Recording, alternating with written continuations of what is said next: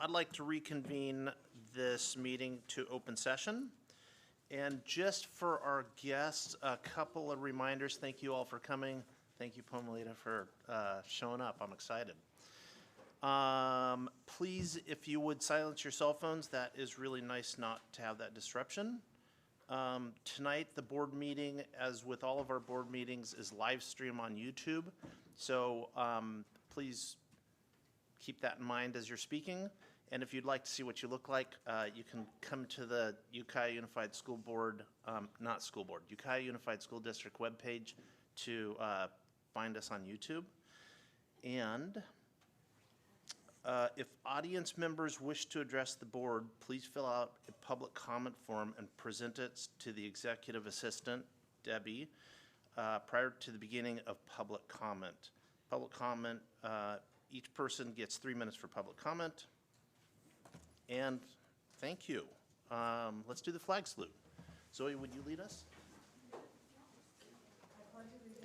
To the flag of the United States of America and to the republic for which it stands, one nation, under God, indivisible, with liberty and justice for all.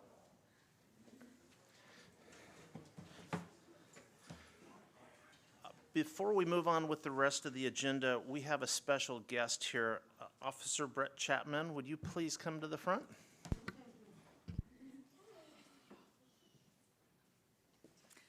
Board of Trustees, I wanted to just take a moment to recognize and honor Officer Brett Chapman with Ukiah Police Department. He's been our school resource officer for the past 4 years. And I just wanted to take a moment to thank him publicly for everything that he does for our kids, our families, our staff. You will be greatly missed. We're very excited for him, though. He started yesterday as a detective with Ukiah Police Department, and we just really appreciate your the connection and relationship that you've developed with kids. It's really important for our kids to have a good, strong relationship with law enforcement so that if they need them sometime out in the community, they have worked with our law enforcement and know how great and supportive they are. So thank you so much for getting us through a very rough time through COVID and afterwards, and it's always an adventure with us in Ukiah Unified. I also want to thank Officer Chapman's family and friends who are here tonight for the sacrifices that you all make so that Officer Chapman can work in our community. I should call him Detective Chapman now. And make sure that things are safe in Ukiah. So thank you so much for everything. You will be greatly, greatly missed. Thank you very much. Thank you.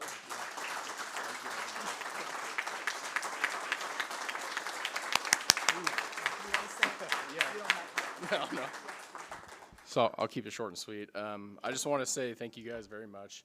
Without the support from superintendent, the board, and everybody else within the school district, I wouldn't have been able to be successful at my job. To say this was challenging would be a lie. I was there during 2 years of COVID. That was challenging in its own self, but I truly appreciate everybody. Thank you for this award. And when I took this job, yes, I work in a law enforcement capacity, but I really wanted to be a resource to the district, and hopefully I did that for everybody. So thank you very much, and I created a lot of long-lasting relationships that I know will benefit me much in the future. So thank you very much. I appreciate it. Thank you.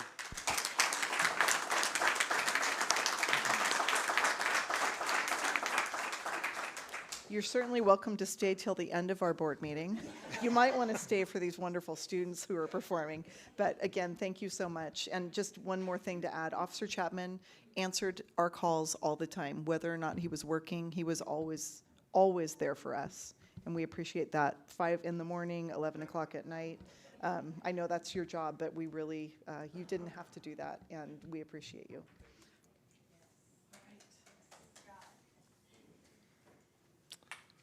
All right, moving on to item C3, report out from closed session.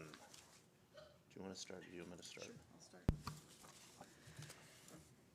Regarding item B13, The board approved a certificated leave of absence request for the 23-24 school year. It was moved by Fernandez, seconded by Arkin, and the vote was 4-0. Roll call vote taken. And then item B3.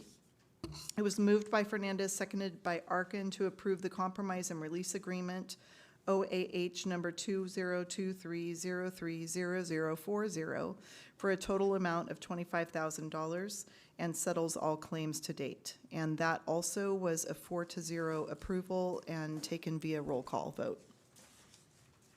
Thank you. One other item to report out from closed session. The board approved unanimously a satisfactory recommendation of the superintendent's evaluation. Satisfactory sounds a little strange, but by law, we have to say it that way.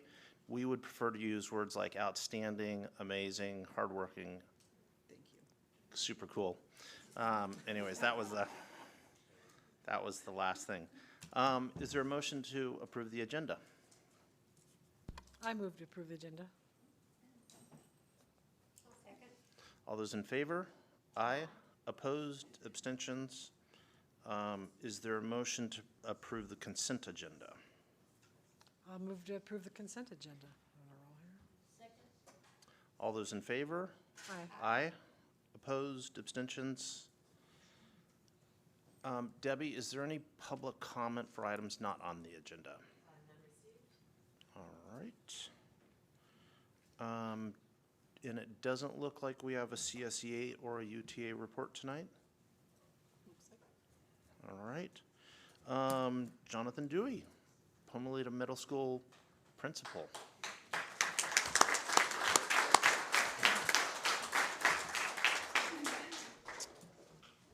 Good evening. Thank you guys for having me here. Thank you, Superintendent Cuban and members of the board.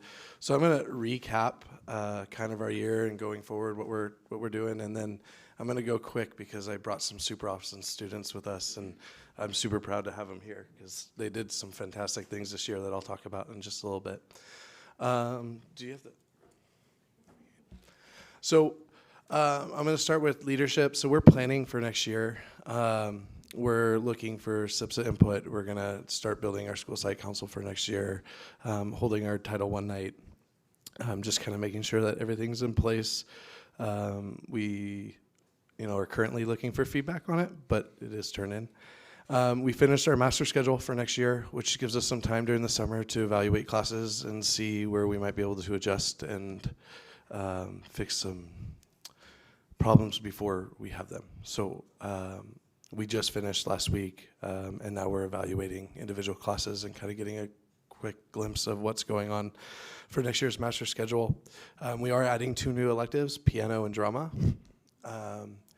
Our goal is to increase attendance next year. That's one of our major focuses. We're creating an attendance team, kind of like a tier 2 team, to work biweekly to help support students in coming to school. We're going to continue our work with Luis Cruz and PLTs. Sorry, I think I'm too close. We want to continue creating our common formative assessment cycle and developing that in each of our departments. Some of the work that we've been doing for a long time at Pomalita, and continuing to make that a better process.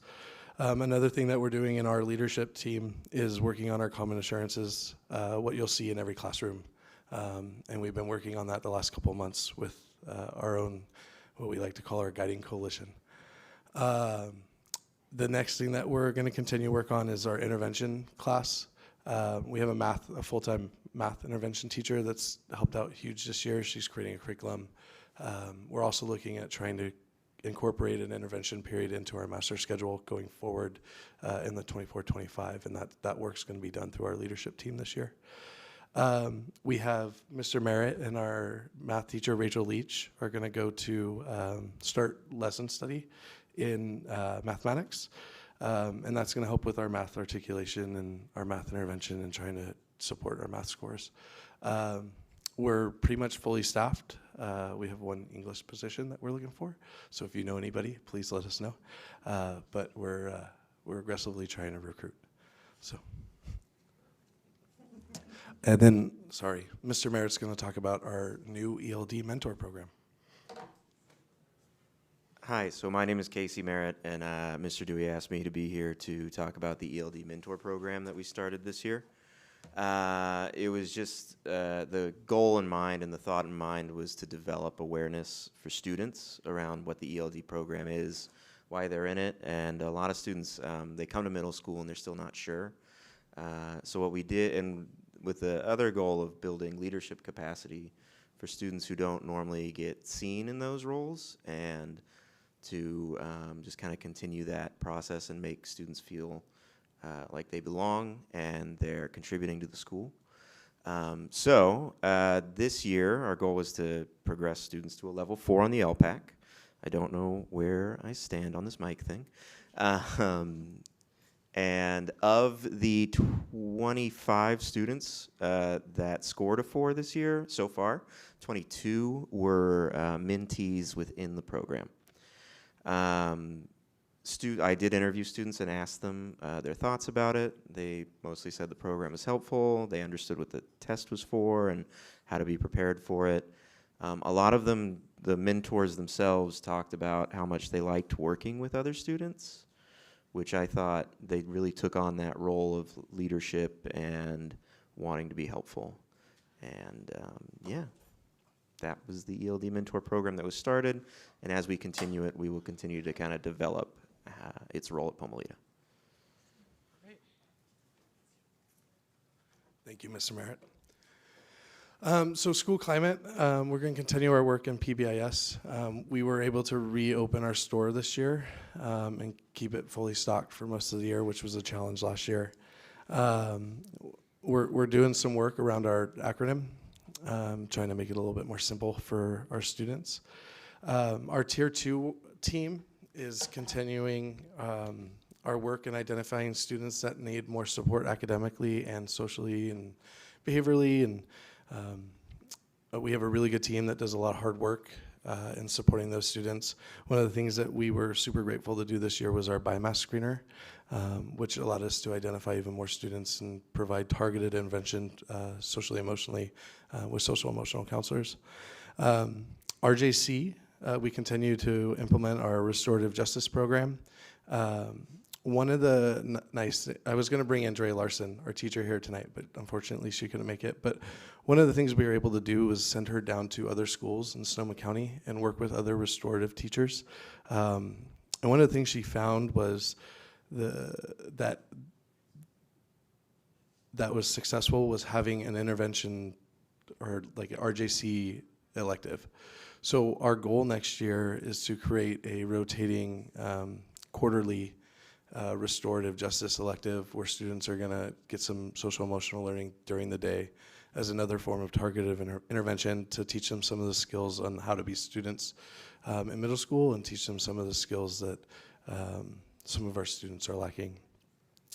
Our web program was huge this year in bringing back all the cool things that we did before COVID, and we're super excited that we're able to have dances and game nights, and we're already planning those things for next year. Another cool thing that I always like to highlight is our Pomalita Daily News, which gives parents a chance to see what's happening at school every day. It's on our YouTube. I should have linked it. That's my fault. We had lots of success in athletics this year.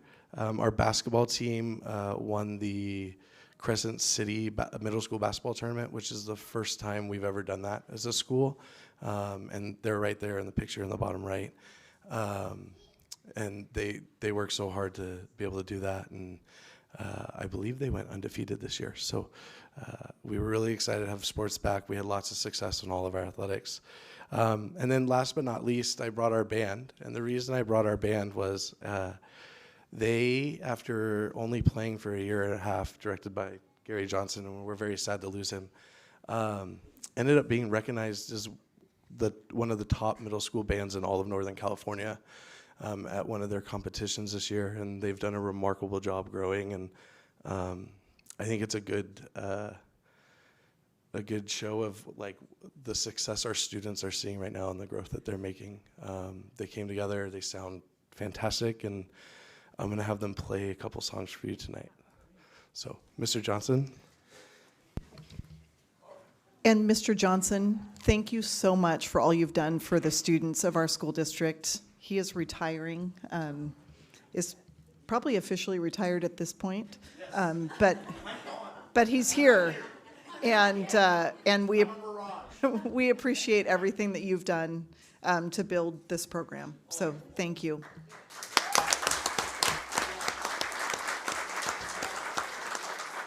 So this is less than half the band. This wasn't mandatory. And I said, who wants to do it? And they all raised their hands and they said, I said, school's out, it's summertime, you sure? They all said, yes. So here we go. So there are gonna be some parts missing here and there, but we kind of fixed a little bit here and there. So let's see what happens. Here we go. Yellow. Yes. All of you play. All of you play. Okay. Yeah, we're still working things out. Okay. Here we go.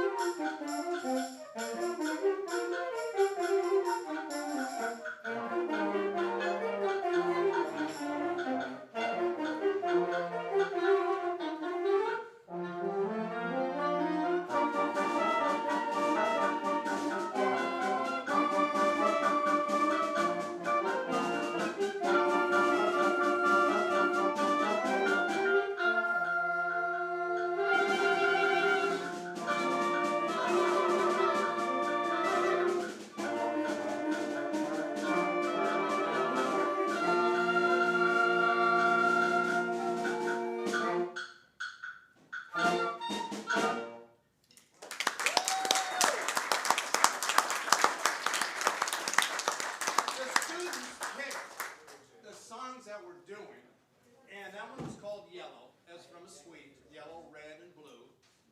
And that was one of them that we played at the band festival. The other one we're doing is An Unreal Real, and that's this one here. It's an Irish sort of band song, Unreal Real. It's real.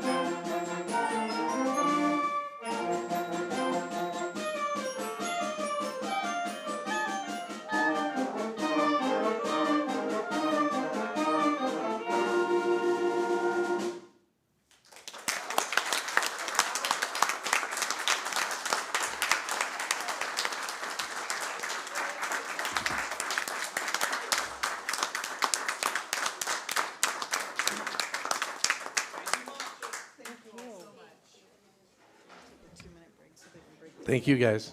So we will exit now. They were promised a pizza party, so I think they're excited to head over there. Have a wonderful summer, you guys. Thank you. Coming. So much.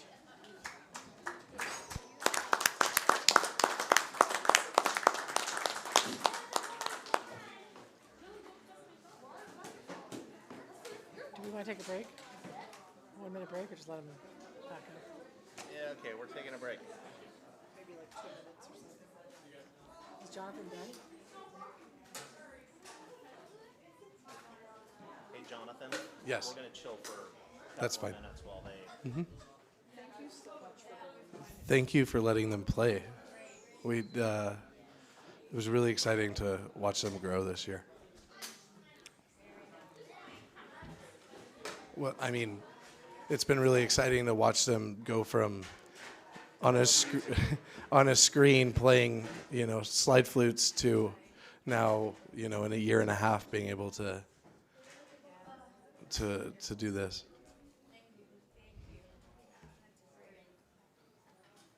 I gotta say, for your first leadership report, you're killing it. Yeah. No one else brings a band. Well, now I'm just gonna have to top it next year. I told Gabe we're gonna put a basketball hoop up for our basketball team.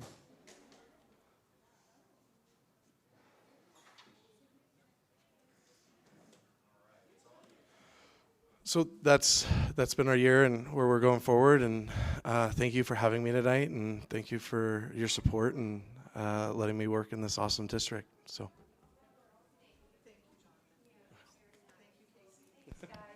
You guys are welcome to stay, but you also can go. You have a baby in the house. Bye, you guys.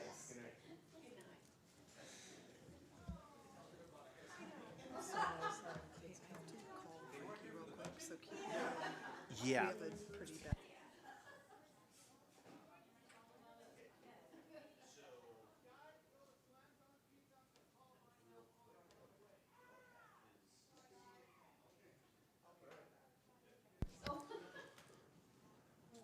Yeah, we need to have kids here more often.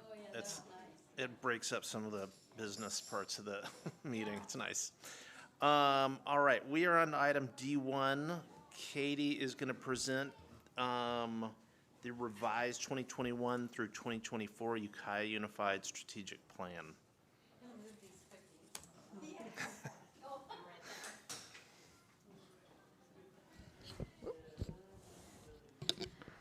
Good evening. Tonight, we're here to share with you the final strategic plan that we've been talking about at every meeting for the last 5 meetings. So I'm going to go quite quickly.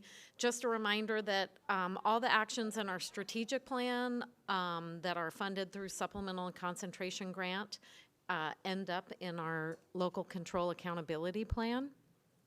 We use this tool as our communication tool because the LCAP's over 100 pages long and is not fun to read. So just a little bit of a reminder on the UUSD strategic focus. We have added goal number 4, which is our foster youth goal, which we are required to have. So we added that in there on that document, and you can see that there. And then if you go to our strategic plan budget list, I just want to go over just a few of the things that we made slight adjustments to compared to last time that we met. All the actions that we had proposed are in there. And really, there have only been a few changes, so I'll just quickly go over those with you briefly. So in yellow, you can see the college and career specialists, which we already discussed, and the increases to stipends. On page 3 on the bottom, we've added in $35,000 for the fresh fruit snack. We didn't have that in last time, and you can see that that's there. This year we spent about $30,000, so we put in $35,000 for next year projection. If you go then to page 4, Under provide funds for school safety, we did have to reduce that slightly. Went through the May revise, we had a little bit less revenue, projected revenue coming in, less about 193,000. So we did reduce the funding there. And also, if you go down to the Equity Task Force on page 4, we also had to reduce that a little bit. The reductions, we still can do all the things we wanted to do with the equity funds, and provide professional development. So that is another change. And then lastly, just at the very bottom on page 5, you can see that based on the May revise, the overall revenue projected for supplemental and concentration grant was reduced about 193,000. So we just made slight adjustments in that budget. But other than that, everything else is what we had discussed at our last meeting.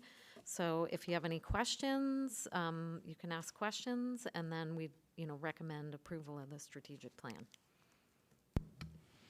And I'll just add, I want to thank our partners in our community and our teachers and classified employees and the board and all of our different committees that give us input into this plan. We do have a pretty intensive input process, and we've been sharing this with the board with all of the different iterations and changes since February. So, and thank you, Katie. Yeah, is there a motion to approve the 2021, the revised 2021-24 Ukiah Unified Strategic Plan? I move to approve the revised 21-24 strategic plan. All those in favor? Aye. Opposed and abstentions? All right, it passed.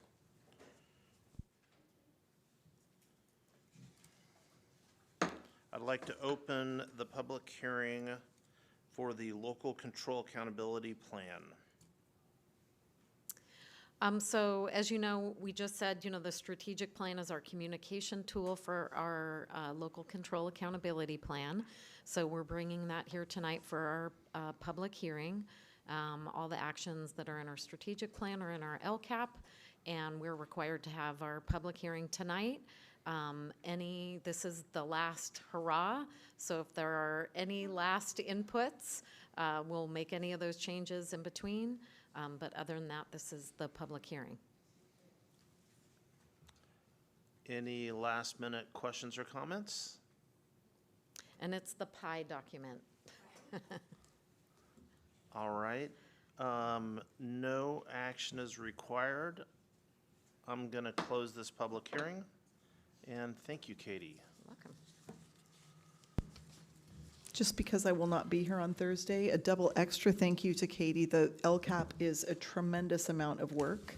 And frankly, I'm pretty happy that we use our strategic plan document to communicate, because this is 80 some odd pages. Yeah. And anyway, we really appreciate everything that you have to do to make that compliance document work. Thank you. All right, we are on to item D3, informational presentation on 6th grade options. All right, members of the board, Superintendent Kubin, how are you tonight? Ready to go? So I am here tonight to just bring you some information regarding moving all of the 6th grade to the middle school sites. And I think I have the thing here.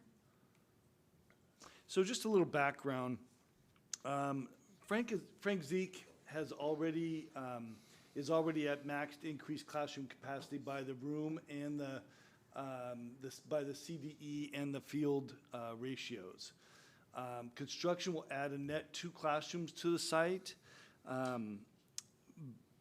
But existing obsolete portables will need to be demolished for construction, so that the site will actually have a -2 portables for during construction classrooms.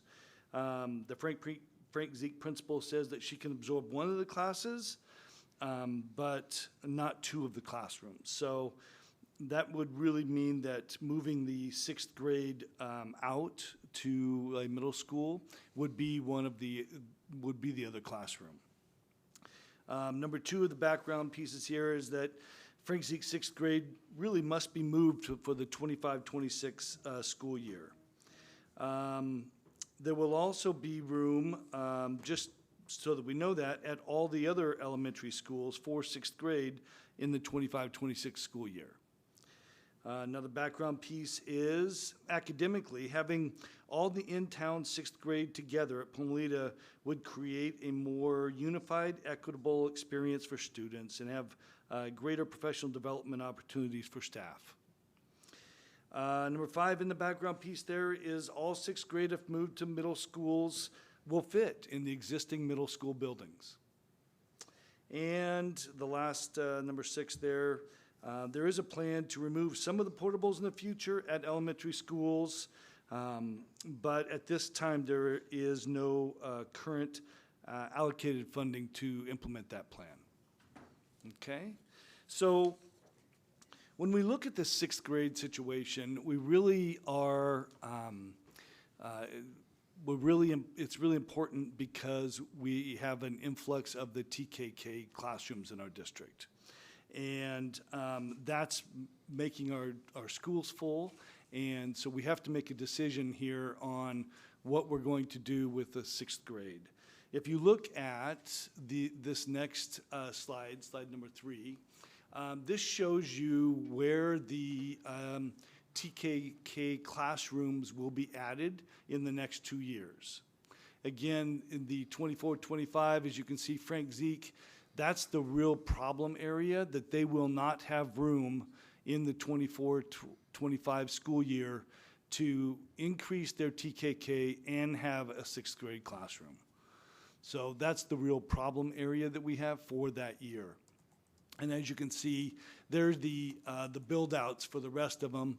Nokomis, Oak Manor, and Ukiah for the current year, and then the year after that, 24-25, Calpella, Frank Zeke, and Grace Hudson with their TKK classrooms. And again, I know you guys all know this, but those TKK classrooms have specific needs in them with bathroom and square footage for them to be that. So it's not like we can just say, oh, we need to move. You know, we can use a regular classroom for those classes. We can't do that, okay? Here's that band that just won. I stuck that in there because it's always good to have some kids in a presentation. But I really wanted to make sure that you knew that there are some benefits beyond some of the electives that we have at middle schools. And having a band program, although we would love to have band at our elementaries, currently we have a terrific band at Pomolita and a band at Eagle Peak also that does a great job. So that's a benefit of having sixth grade students there. This next graph shows that if you look at the boxes, TKK together, from the this line here, which is the pinked out line, down to the 25-26, you can see that there are TKK student enrollments that are growing from 521 in this current year up to 605 in that 25-26 school year. And as that TKK number increases, you can also see that in the other boxed area here from that sixth grade area, it goes from 426 to 391.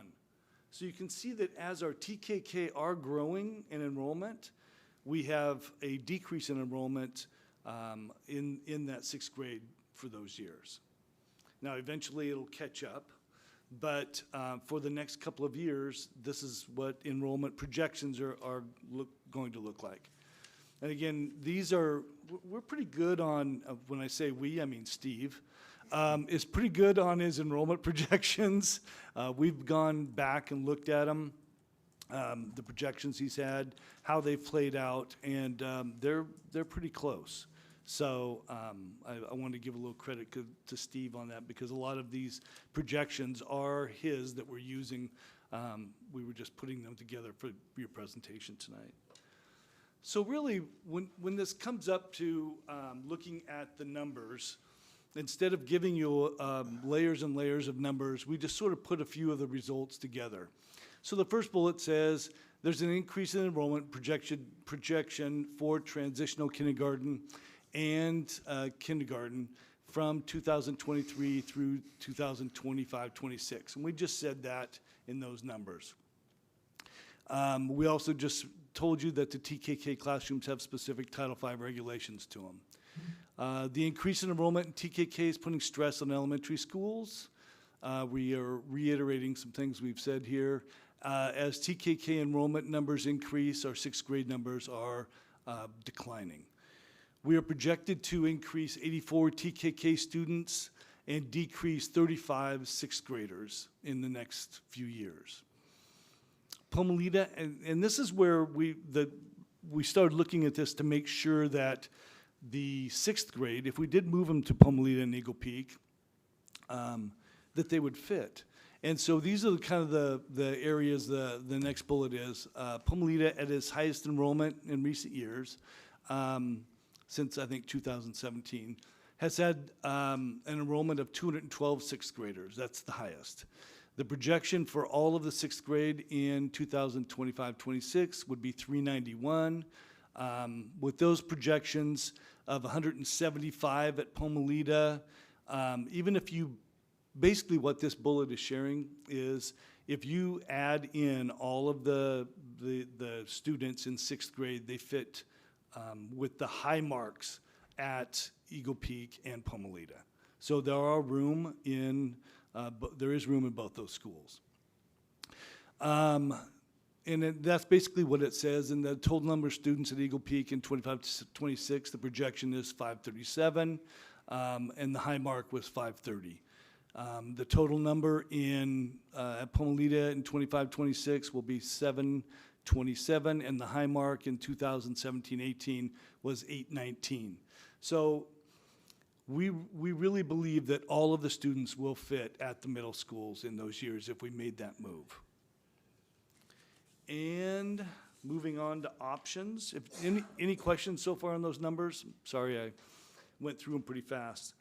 When we look at options, you know, the board's going to have some options to do some things. And the first option here is in 24-25, Frank Zeke's sixth grade moved to Eagle Peak and Pomalita, and this would alleviate the TKK build-out at, the problem of TKK build-out at Frank Zeke. Then the option number 2 would be that in 2024-25, all sixth grades would move to the middle schools. We know that they'll fit, we know that they'll fit, so that's option number 2. Option number 3 is to continue to explore a magnet school for, with options there for Nokomis. So we think it's important to look at that because remember Nokomis has, as a school itself, has a decreased number of enrollment at that school over the last couple of years. So, and number 4 was to move all sixth grade at Pomalita and Eagle Peak, but leave Oak Manor as a sixth grade elementary option. And then number 5, in 2025-26, or excuse me, 24-25, move Frank Zeke sixth graders to Pomalita, but for only that year. And then you would have the option of moving kids back to elementaries if you thought that would be in best interest. So moving on to our recommendation is that we tell people now that Frank Zeke students, their sixth grade option for students would be to attend Eagle Peak and Pomalita in the 2024-25 school year. We need to make sure and tell that to them now because with the increase, once again, of TKK for that 1 year at least, we need to have sixth grade move somewhere else. And then our thoughts are that at the beginning of the next year, that's the next year coming up, administration will look at enrollment trends, gather more feedback from principals and school constituent groups, to further recommend options for the sixth grade on the outgoing years, and come back in November to the board with our recommendation on what to do with sixth grade. So really, it's a two-part recommendation. One is make sure and inform parents at Frank Zeke right now for the next year, 24-25, and then really do a deeper dive on that year with the sixth grade, really letting parents have some input and principals in that 24-25 school, or in the next couple of months, actually, by November. Zoe? Thank you. I like this recommendation a lot because I think, I mean, obviously you have to move Frank Seek, and I think it's a good time to do it. And then I like that you're going to take the time to speak with the constituent groups and the principals and see what's best for all the other sites. I think probably they'll end up moving, but I appreciate that you're going to be seeking that input from the community rather than us just making the decision and people being really upset with it. They may still be upset with it ultimately, but at least you'll take the time to really see what the community wants. And, you know, maybe they'll come up with some other ideas, but seems like most will end up going to Pomalita or Eagle Peak. So I really like this recommendation myself.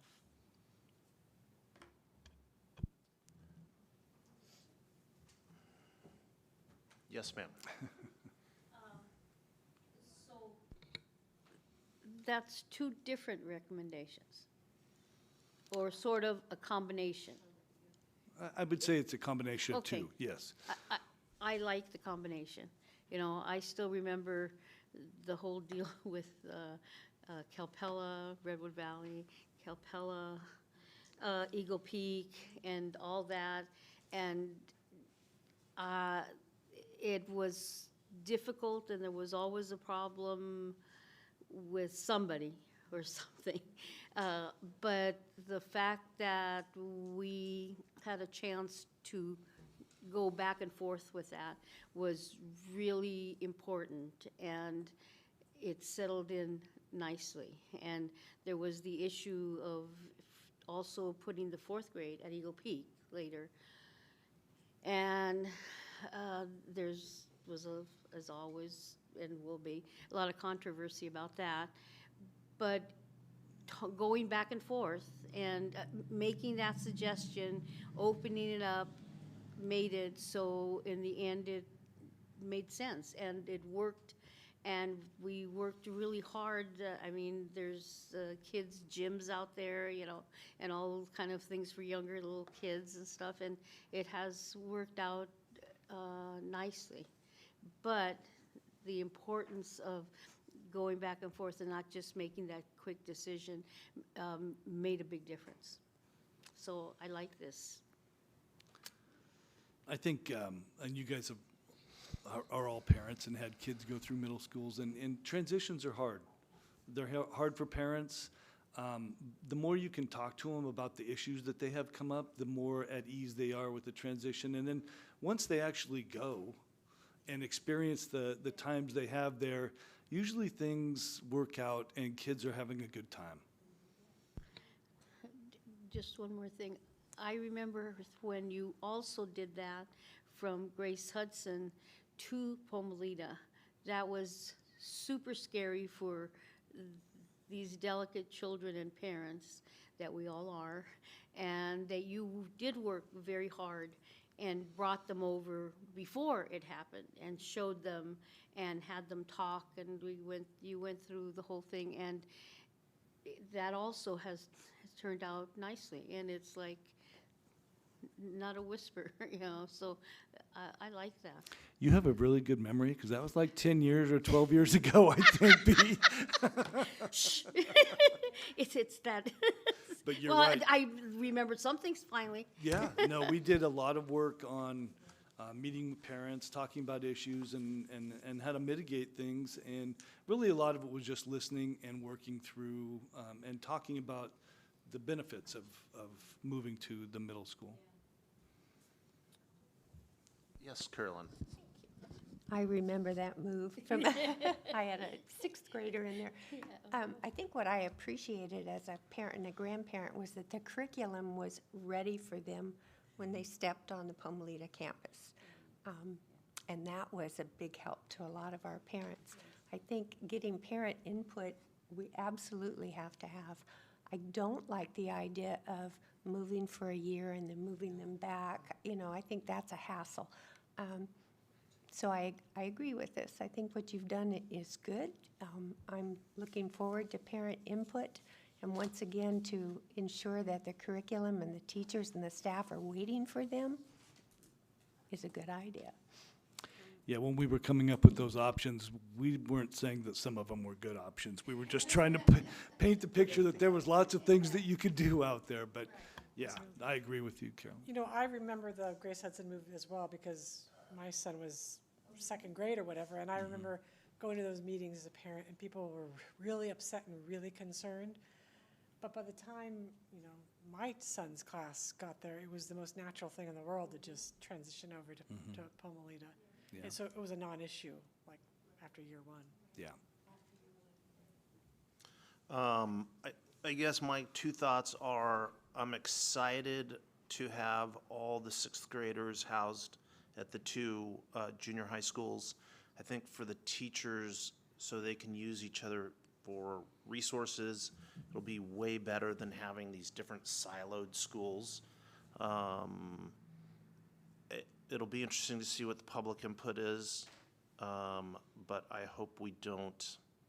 I think it's important to know that our schools are getting really full, and the options are super slim on what we actually can do, and that moving the students to our junior high schools is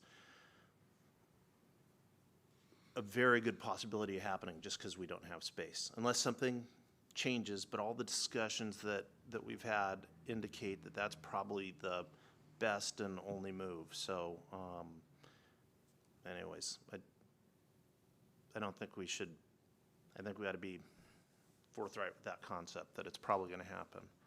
Yeah. So, Okay. any other comments?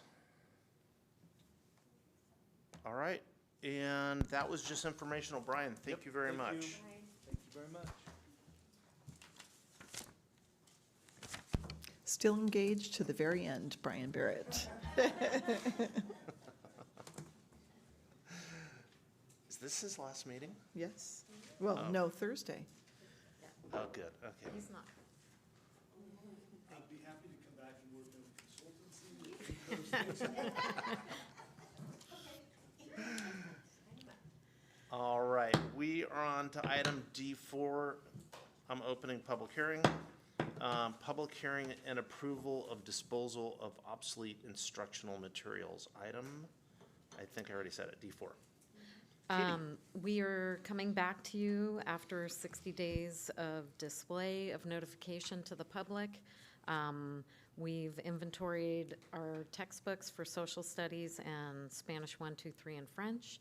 And really the value of those books are no longer standards aligned. Some of them are very old. So we're just here to take any public comment and close the public hearing and then approve for the disposal of the textbooks. Any questions? Any questions? Okay, so I have a question. The recommended motion is approval of the public hearing and approval of, for disposal of obsolete instructional materials. Is it just the second one? Yes. Yes. Thank you. Okay, That caught was a me by typo. surprise there. Nice catch. Yes. So is there a motion?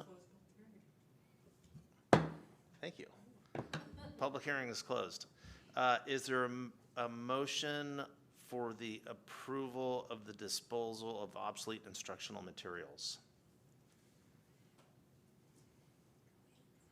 Turn on your microphone, don't be shy. I recommend, I move approval of such. All those in favor? Aye. Opposed? Abstentions? Thank you.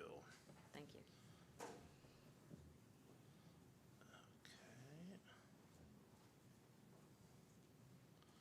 We are on to item E1.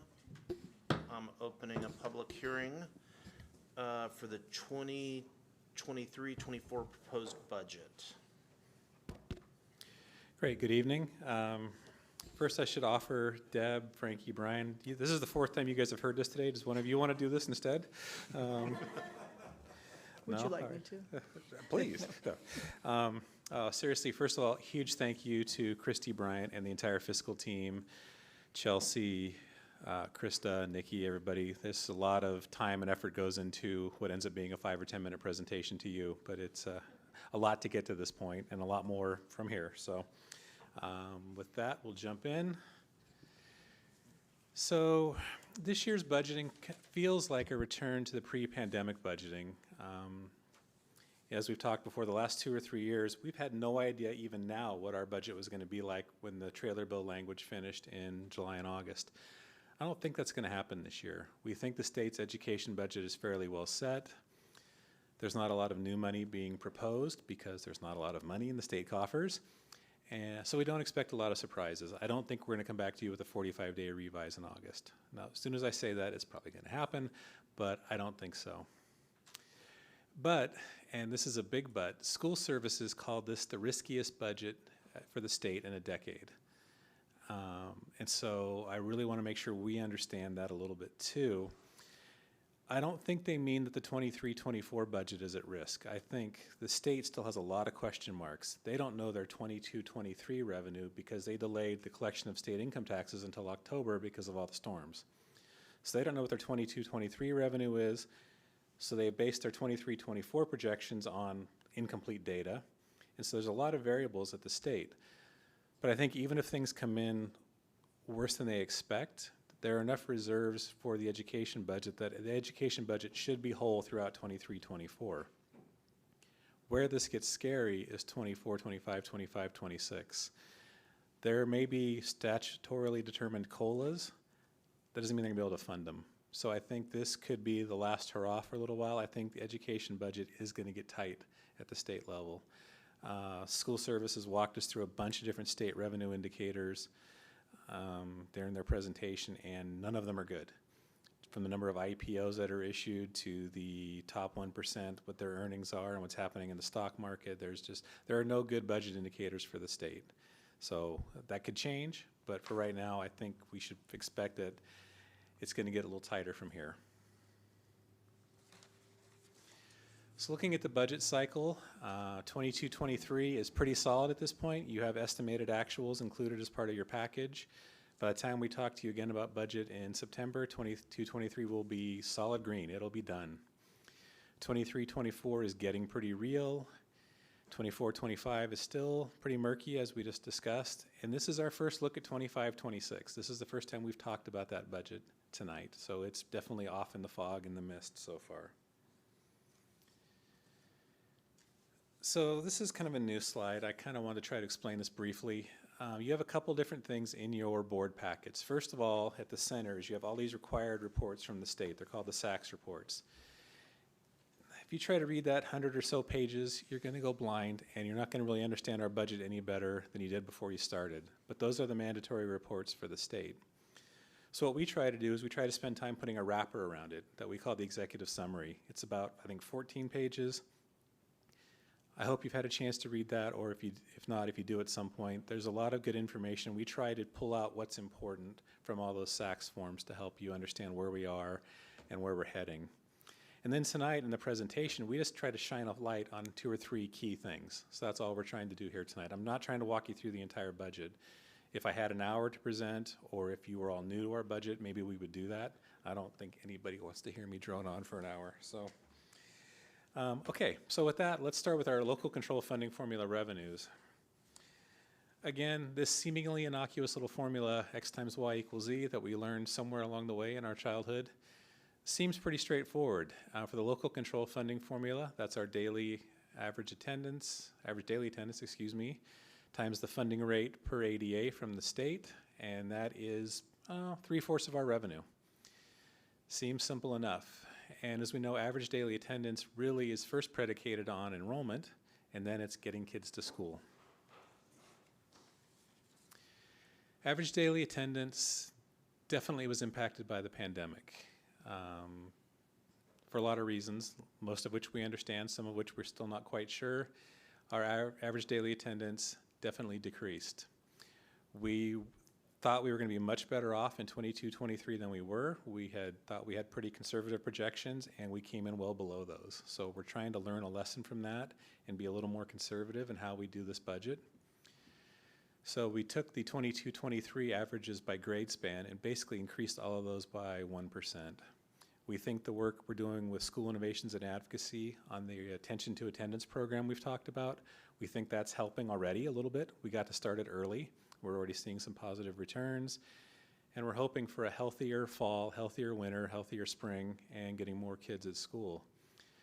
On average, every student missed 6 more days of school in 2022-23 than they missed in 2019-20. That's a lot.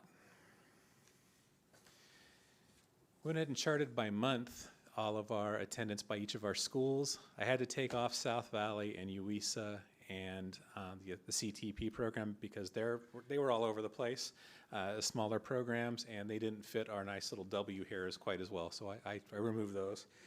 When you look at our attendance months, typically those run in half-month cycles. So month 1 is August to September, mid-August to mid-September. Month 2 is mid-September to mid-October. So you see month 4 was our first trough where attendance really bottomed out. That was November 14th through December 9th. That was a trifecta of COVID, RSV, and the flu. Definitely did a lot of damage in a lot of different ways. We kind of rebounded through the holidays, got back to month 7, February 21st through March 17th. There's a lot of sickness going through again, a lot of other reasons kids are missing school. So we end up with this W that we had never really seen before, certainly not to this extreme. So our hope is that this is a much smoother curve going forward, but we have no idea what the fall is going to be like again in the winter. So again, we chose to be conservative with the 1% more. I think it's easy to be hopeful that we can see a 2 or 3% rebound. So I'm going to go off on a little bit of a tangent here for a second. My job is to talk about ADA from the fiscal standpoint because I'm the fiscal representative here. That's really just a small piece of kids showing up at school. The pandemic's had a lot of consequences. I always talk about the law of unintended consequences. Well, one of the consequences of the pandemic is that parents and students don't seem to value coming to school quite as much as they used to. Employees don't seem to value coming to work quite as much as they used to. And it's nationwide. It's not unique to us. It's not unique to Ukiah Unified or California. It is a nationwide phenomenon. Yeah, it hurts financially when kids aren't here, but it hurts a lot more to the kids in a lot of other ways. The academic learning, when you're not here, when you're missing a week of school, what are you not learning? The social emotional, the meals. So many of our kids depend on our food service program for a healthy breakfast and a healthy lunch. Time with your friends, all those sorts of things. By not being at school, you're missing out on all of those things too. So yeah, I talk about it from the financial standpoint. That's really the least important thing in some ways about kids not showing up to school. And so I don't want that message to get lost. To me, that's really critical. So after month 7, the trend was definitely up. That's about when the School Innovations and Advocacy program kicked in. So again, I think we have reasons to be optimistic about our ADA for next year, from both academic learning and test scores, from social emotional learning, and from the financial side. So our local control funding formula revenue. I went back to 1920, pre-pandemic, because the growth we've seen in just this short amount of time is really, really ridiculous. There's no way we couldn't, they don't look like the same district if you look at the budgets. Look at our per ADA funding has increased by 33% since 2019-20. Our supplemental and concentration grant funding has increased over 44% since 2019-20. It's gone from $13.5 million to $19.5 million next year. It's a crazy increase. That's why we do spend so much time talking about the strategic plan in here. We keep getting more money, keep having to talk to you about changes to the plan. It's crazy, the growth. Total LCFF funding has increased by 29% since 2019-20. We were at 63 million. We're over 81 million next year. That's crazy. It's remarkable growth.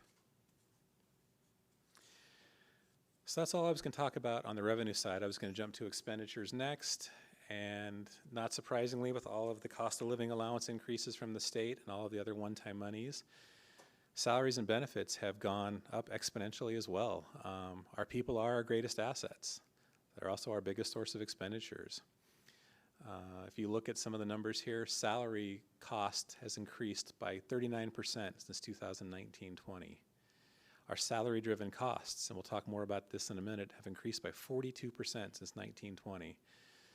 So we were spending $45 million on salaries in 2019-20. We're going to spend $63 million next year. $15.7 million on salary-driven costs in 2019-20.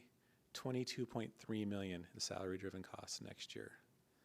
Those are staggering numbers when you think about where we were to where we are now. With the same number of students, same number of staff. It's crazy. All told, total compensation has increased by 38.2% since 2019-20. $66 million to over $91 million next year.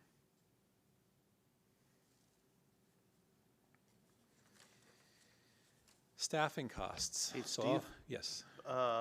Sorry. No.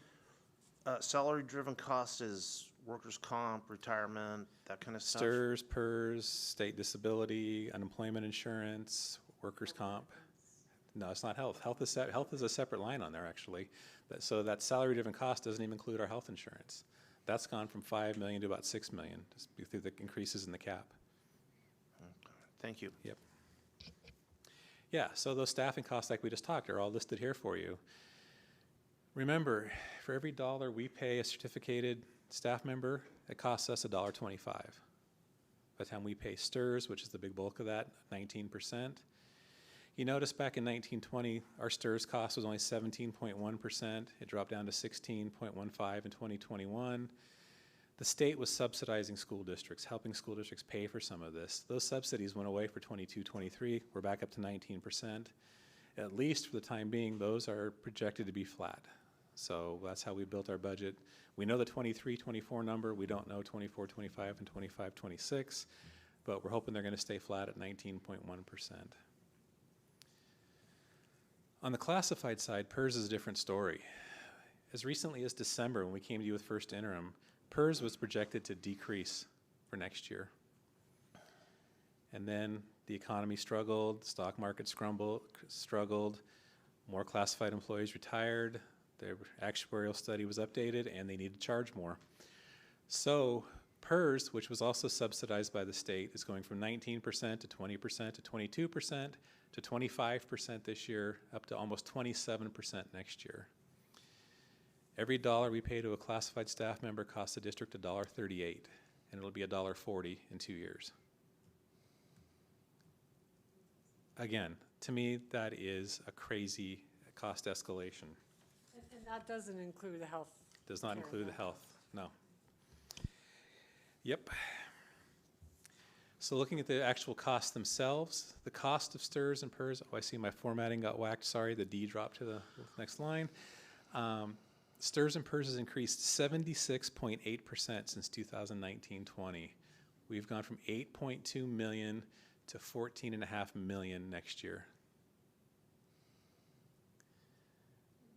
We're not getting any extra services for students with that. We're not doing anything more for our staff with that. That is just the cost of having staff. To me, this is the second greatest unfunded mandate from the state. And it'd be really nice if they would help some more with this.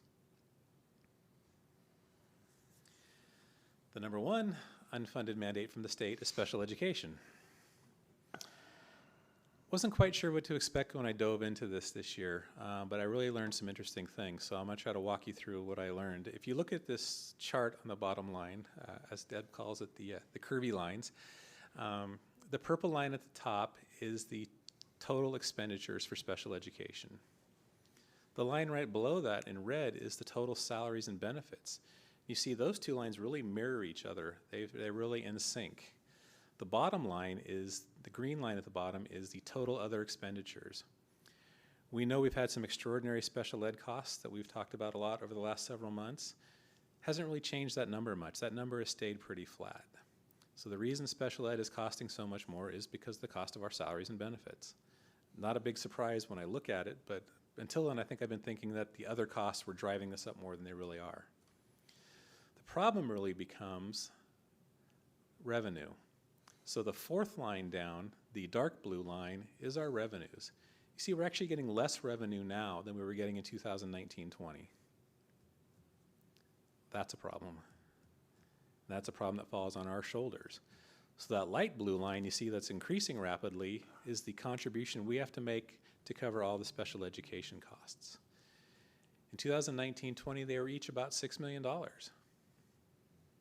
They are now $7 million apart, what we get in revenue versus what we have to pay in contribution. Contribution's gone from $6 million in 2019-20 to $11.7 million next year. Definitely an unfunded mandate.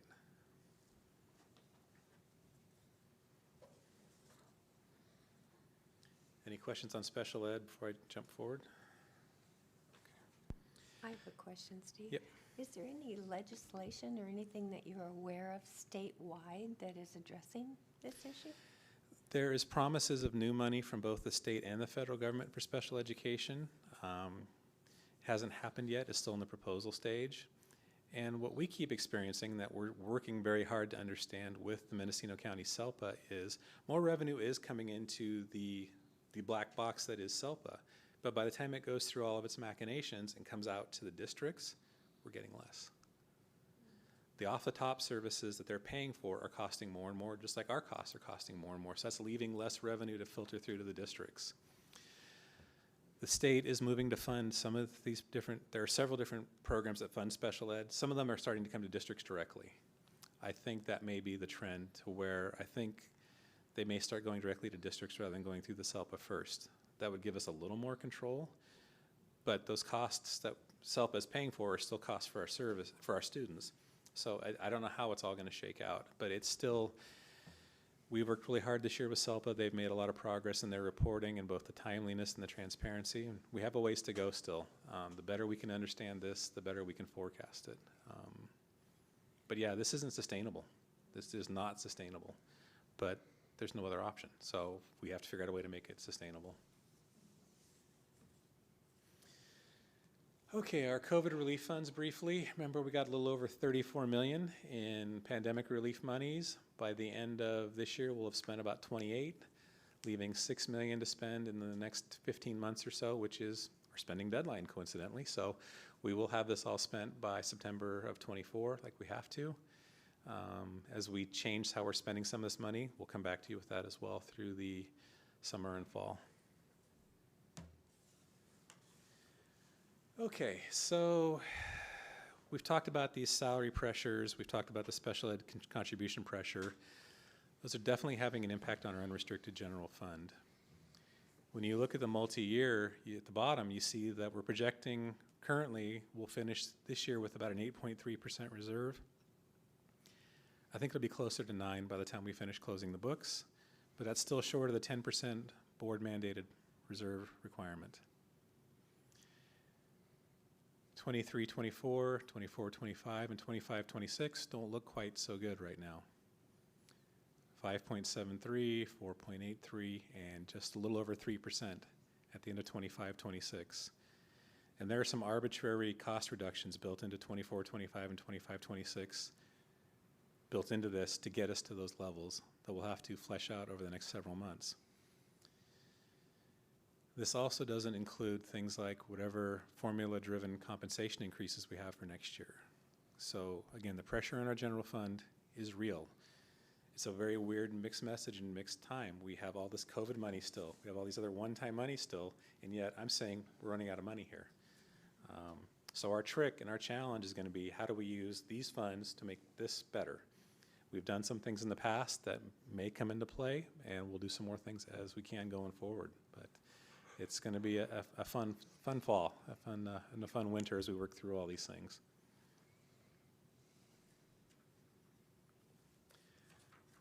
The obligatory slides on our other funds, nothing to report. Every other fund we have is solvent and healthy. We're having to make on budget a small contribution to adult education each year. I don't think we'll have to make it when all is said and done.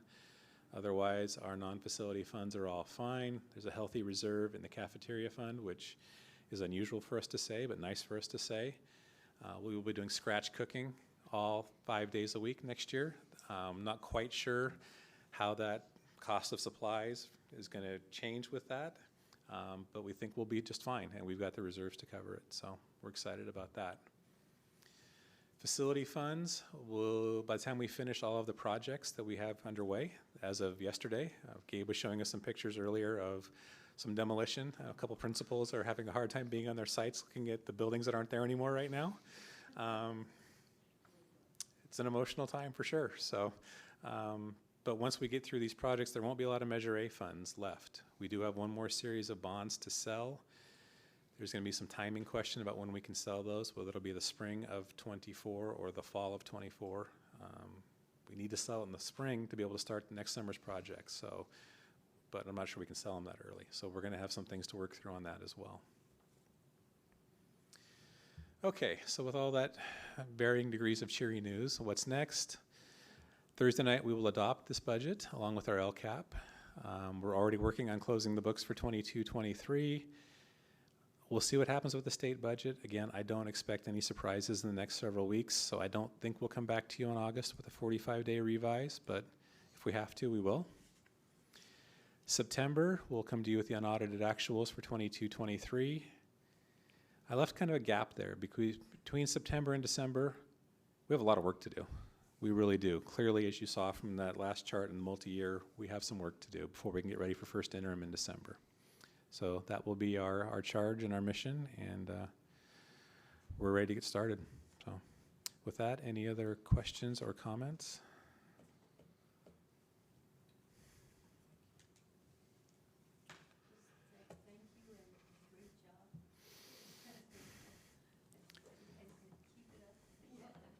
So we've got a great team working on this stuff. It isn't going to be easy, but we've got the right people to do what we need to do.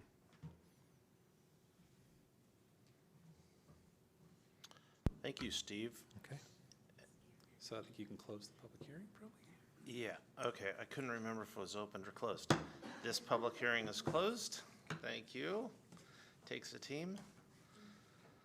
Item E2, approval of resolution number 30, 2022-23, declaring intent to sell surplus real property and calling for bids for 700 School Street. Assessor's parcel number is 163-060-15 and 163-060-35. I may win the prize for the longest resolution title. I'm not sure. It's certainly in the top 3 or top 5, hopefully. Okay, so tonight is our next chapter in our Redwood Valley Elementary School process. So I was going to do a real quick recap of how we got here, and then we'll talk about exactly where we are and what we're asking you to approve tonight. So this goes back to 2008 and 2009 when the first 7-Eleven committee met. Their recommendation was that Redwood Elementary School be closed, and at the end of the 2009-2010 school year it was. After that, it just kind of sat there. The district wasn't sure what to do with it, what they were going to need from it. A second 7-Eleven committee was formed in 2017, and at the end of December, the board declared that property surplus.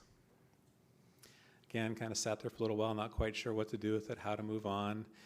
In April 2020, we started looking for an exchange partner. It's difficult for school districts to just sell property. There are a lot of other things we have to do or should do first. The first of which is try to find an exchange partner, somebody who's willing to buy a piece of property we want, and then we will trade properties, basically. That's why it's called an exchange. So we started looking for an exchange partner in September of 21. We actually found somebody and entered into an exchange agreement. Unfortunately, that window closed in June of 2022 without a deal being reached. So in October, we came back and said again, okay, what do we do next? Well, the board again declared the property as surplus. Laws had changed enough in the time being that we kind of felt like we needed to redo that again and make sure all of our I's were dotted and T's were crossed.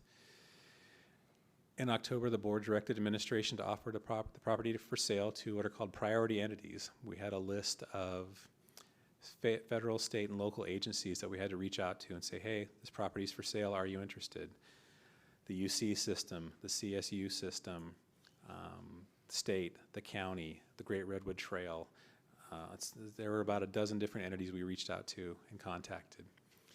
We had one group that was interested, but we were not able to reach a deal with any of those priority entities. So that leads us to our next step, which is tonight's resolution. If approved, tonight's resolution puts the property up for sale through a competitive bidding process.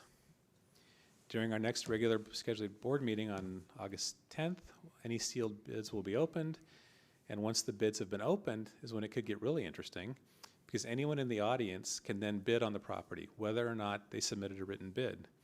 As long as they meet the minimum threshold and bid at least 5% higher than the highest bid we have on record, it could be an auction. I don't know that it will be, but it could be pretty entertaining. More specifically, looking at the timeline and other information, so the sealed bids must be received by 6:30 on Thursday, August 10th, which is our next regularly scheduled board meeting. All this process is outlined in all the documents. Those documents are all on our website, and there'll be a press release going out tomorrow pointing everybody to the website. The minimum required bid for the property is $900,000. There will be a pre-bid informational meeting and property tour for anybody interested in buying the property on Thursday, July 6th at 10 a.m. at the Redwood Valley Elementary School. If the buyer has an agent, there is a 1.5% commission that is available to that agent. And again, all the bid documents and other information is available on our website at uusd.net/apps/pages/RVES. So with that, any questions or any comments? No, just to be clear, we're doing this because this is the process that we have to. This is the state mandated process, correct? This is the next step. After offering it to those priority entities, this is the next step. Any other questions or thoughts? Is there approval? Is there a motion to approve resolution number 30, 2022-23? I move to approve a resolution. Number 30, okay. I'll second. All right, all those in favor? Aye. Opposed? Abstentions? The motion carries. Great, thank you. It should be interesting. It could be interesting anyway.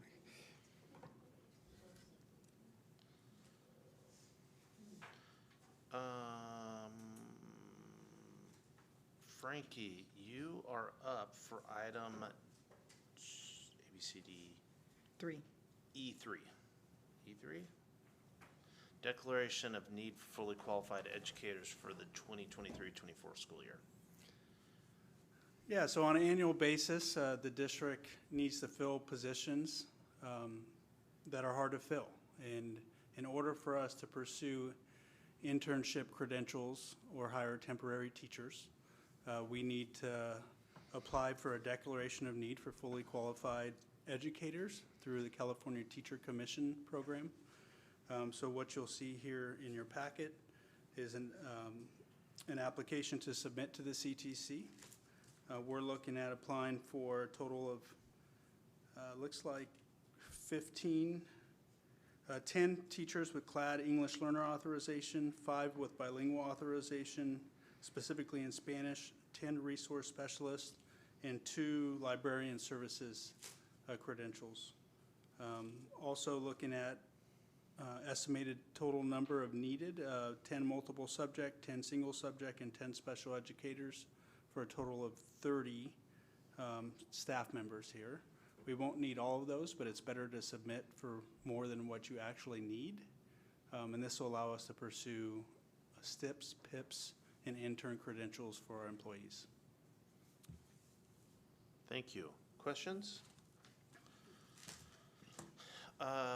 Is there a motion to approve the declaration of need for fully qualified educators for the 2023-24 school year?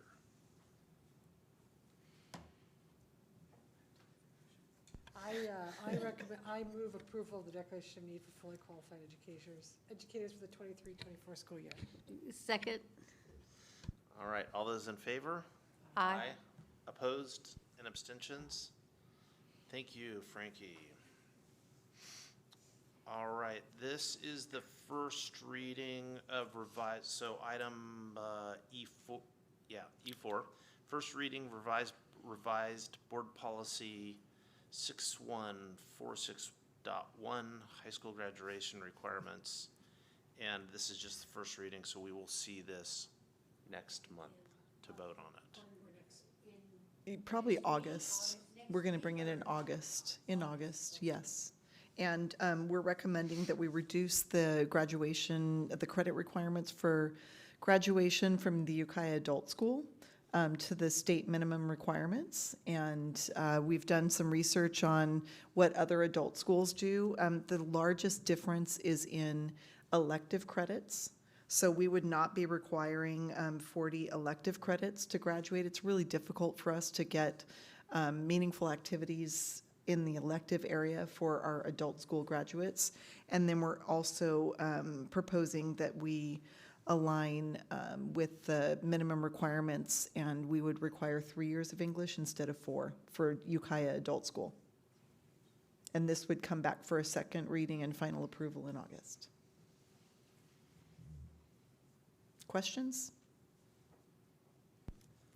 So how many units of credit would they need then to graduate? Is it 130? It's 130. 130. Yep.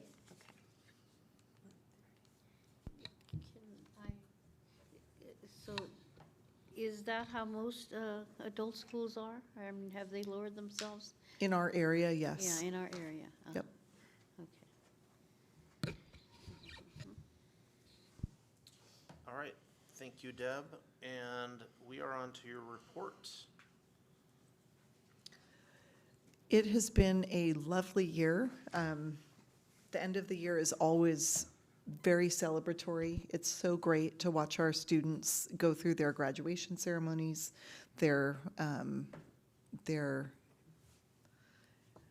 sorry, I was distracted. Yeah, Brian always has interesting socks on, so. Graduation ceremonies, promotion, and again, we have very student-driven ceremonies, and it's so great to see the talent of our students and just the culmination of all of the hard work of all of our staff members in the district. So it's very exciting. Talked with a lot of parents last week of graduating seniors. It's a really bittersweet time for our families too, but I really just appreciate everything that has been going on for the last few weeks of school. We are fully back with way too many activities to fit into a calendar, but we're very excited about that. We did work today on our graduation dates for next year. The juniors at Ukiah High petitioned to change graduation from a Saturday morning event to a Friday night event. So they processed through that. We've approved it, and so we've set all the graduation dates backwards from that one. So we're excited about. I will not be at the board meeting on Thursday, so our assistant soup of Ed Services, Katie Summer, will be your left hand to help support the board in finishing off those 2 agenda items. But thank you so much for all you do. Congratulations for making it through another year. Yay! Any board member reports? Yes, B. Not really a report, but I do want to say how wonderful graduation was. It was so nice to see our whole community just really having a wonderful time. And everybody was running around like crazy, and it was really fun. And I want to thank you guys for all the hard work you put in. For all that has happened, you really have done a nice job. And I know it's a difficult one. So that's all. Yes. I want to thank the grounds crew. I mean, they were amazing, setting up the chairs and picking up plants that blew across the fence. And I mean, it was just amazing to see them out there. And the security that we had was wonderful too. So that helped relieve a little tension through graduations. They were wonderful. It was really neat to go to the graduations that I was able to participate in. I am so grateful that we're able to support South Valley. It's a unique learning place for a unique population of kids, and to see their successes is just it always makes me feel super proud that we're able to offer that kind of education. So like all of our schools, all of them are cool, but it was just fun to celebrate those kids. And they might need a new stage. I know that's not, we're not talking business here, but that stage is rickety. Anything else, Zoe? All right. We are on to student expulsions. Is there a motion to expel student 010613 2023 for the remainder of spring 2023 semester through fall 2023 semester? I so move. I'll second that. All those in favor? Aye. Aye. Opposed? Abstentions? Is there a motion to expel student 010613 2023 for the remainder of the fall 2023 semester through the spring of 2024 semester? I so move. I'll second. All those in favor? Aye. Opposed? Abstentions? Thank you.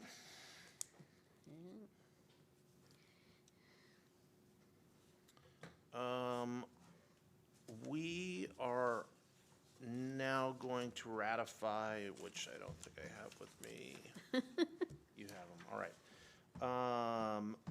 Ratify the chief business official's employment agreement, or maybe we won't. Uh-oh. I mean, Please don't listen to him. Well, I'm not sure which way people are voting tonight. I didn't want to force the issue. Maybe we should add a couple more years to that one. You can't go beyond 4. So, uh-oh. this is an extension of 4 years, extension of contract termination date to June 30, 2027. I move approval with gratitude and appreciation. Second? All those in favor? Aye. Aye. Opposed? Abstentions? You're stuck with us for longer.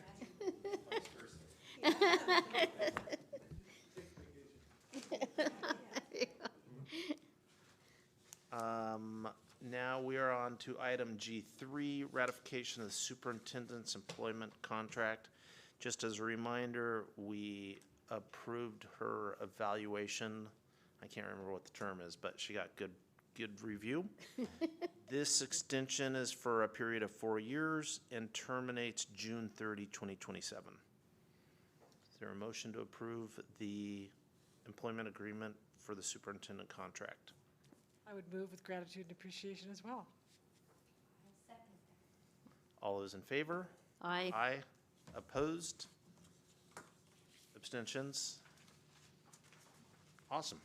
We have 2 good employees. Thank you, guys.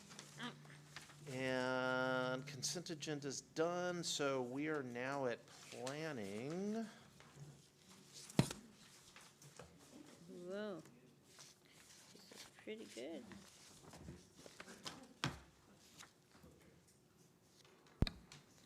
Okay, so we have agenda planning scheduled for Tuesday, August 1st at noon. August 1st. Who's up, Tyler? I don't know. So, who wants to do it? Zoe? Sure, I'll do it. All right, I'm assuming that's for the lunchtime. Yes, the tell me 1st the at date noon. Tuesday, August 1st at noon.